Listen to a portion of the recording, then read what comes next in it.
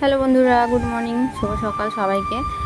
আজকে তোমাদের সঙ্গে ডেলি ব্লগ শেয়ার করছি। আর এদিকে আমার মহারাজাকে দেখো কীভাবে ঘুমিয়ে রয়েছে, পায়ের উপরে পা দিয়ে এইভাবেই ঘুমিয়ে থাকে বাড়িতে আমার সোনা পাপা। আর তো আমি এবার স্নান করে রেডি হয়ে গেছি। না করলে মুখটা কেমনই লাগে, তো সিঁদুর করে নিয়েছি। এবার আমি পুজো করার জন্য আমাদের বাড়ির পিছনে যাচ্ছি। বাড়ির পিছনে দেখো অনেক ফুল, আমাদের এখানে অনেক গাঁদা ফুল হয়েছিল উইন্টারের সময়, তো এখন সামার পড়ে গেছে, তো ফুলগুলো এখন ফোটে না সেরকম, তো যেগুলো আছে সেগুলো তুলে নিলাম।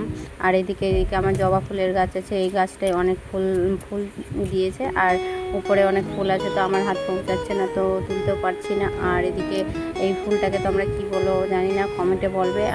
আর এখানে একটা লঙ্কার গাছ আছে, এই লঙ্কার গাছে অনেক লঙ্কা ধরেছিল, তো তুলে নিয়েছি।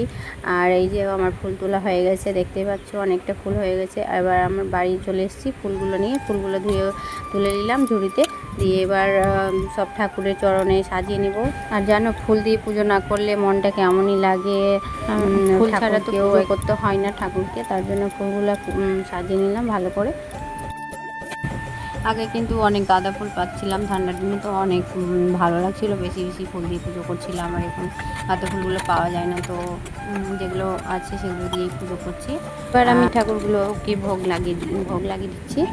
এবার আমি কপালে চন্দনগুলো দিয়ে দিলাম। এবার আমি ঠাকুরকে আরতি দেখিয়ে নিব।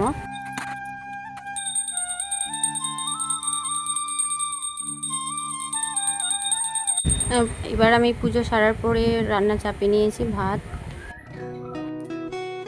এইরকম কাজের চাপে কিন্তু আমি নিজের চুলের উপরে যত্ন করতে পারি না, চুলকে খাবারও দিতে পারি না ভালো করে। তো দেখতে পাচ্ছ আমার কিন্তু আগে আমার বেবি হওয়ার পরে অনেক চুল উঠতো, কাঁকড়া ভরে ভরে কিন্তু আমার চুল প্রচুর উঠতো।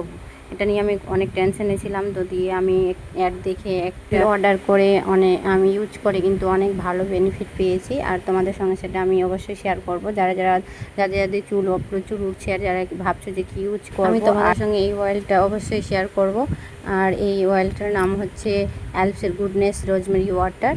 আমি এই ওয়াটারটা গত 1 মাস থেকে ব্যবহার করছি, যখন তখন ব্যবহার করি। আর আমার কিন্তু অনেক বেবি হেয়ার্স বেরিয়েছে সত্যি।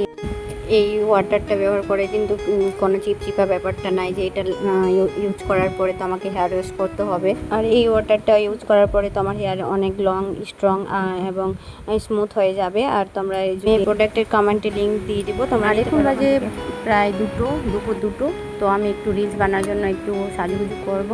সেরকম মেকআপ জানি না, তো যেটুকু জানি তোমাদের সঙ্গে শেয়ার করছি। আগেই বলে দিলাম আমি কোনো মেকআপ আর্টিস্ট না। ময়েশ্চারাইজার লাগানোর পরে এই স্টোভ ক্রিমটা লাগাবো। স্টোভ ক্রিমটা লাগানোর পরে কিন্তু ফেসটা একটু গ্লো করে। গোল্ডেন কালার স্টোভ ক্রিম নিয়েছি আমি, তো এইটা লাকমির ব্র্যান্ডের ফাউন্ডেশনটা আমি একটু লাগিয়ে নিলাম। এই ব্ল্যান্ডেডের সাহায্যে আমি ডাব করে সেটাকে ব্ল্যান্ড করে নিচ্ছি।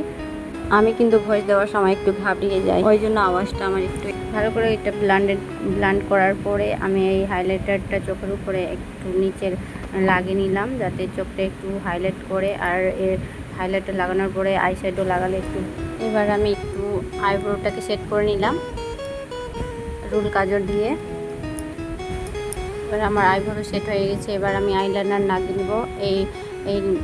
এই আইলাইনারটা আমি বেশি ইউজ করি, কারণ লিকুইডটা ইউজ করলে একটু টাইম লাগে শুকাতে, তো আমি এটা ইউজ করি। আমার কাছে সেরকম টাইম থাকে না, আমার বেবি একটু দুষ্টুমি করে, তো সেরকম টাইম পাই না, তো আমি এটাই ইউজ করি। আর আইলাইনার লাগার সময় এই সমস্যাটা কার হয় কমেন্টে বলবে। আমার কিন্তু 2 রকম হয়ে যায় দুটো চোখে, তো আবার এই দিককারটা দেখতে পাচ্ছি একটু বেশি হয়ে গেছে, তো এটাকে মুছে আবার একটু ভালো করে লাগিয়ে নিলাম।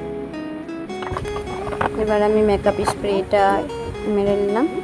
এবার আমি শাড়ি পরে ফাইনাল লুকে তোমাদের সামনে আসছি। টাটা। এবার আমাকে কেমন লাগছে তোমরা সবাই কমেন্টে বলে। আজকের ভিডিও এই পর্যন্তই, দেখাবো অন্য কোনো ভিডিও। টাটা।